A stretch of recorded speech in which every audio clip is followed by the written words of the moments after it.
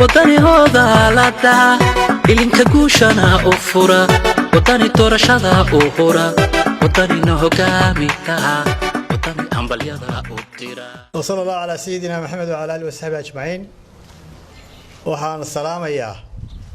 dhammaan shacbiga reer Soomaaliland meel kasta oo ay joogaan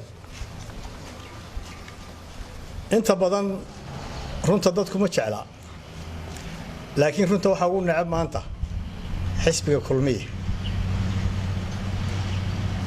abwaan gaariye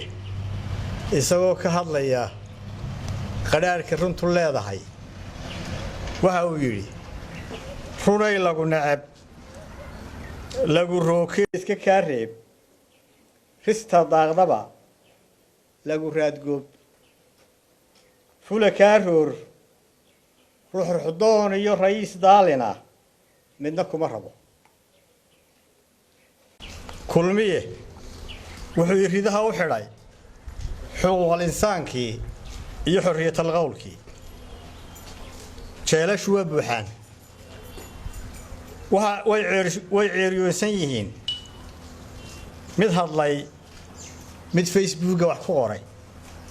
mid Twitter wax ku qoray mid wargeys wax ku qoray mid riyooday iyo mid aan wali loo sheegin wixii lagu maayaba intuba jeelka liinta ka cabayaan maanta waxa muuqda saansaan caburin iyo diktatoriyad aadan carab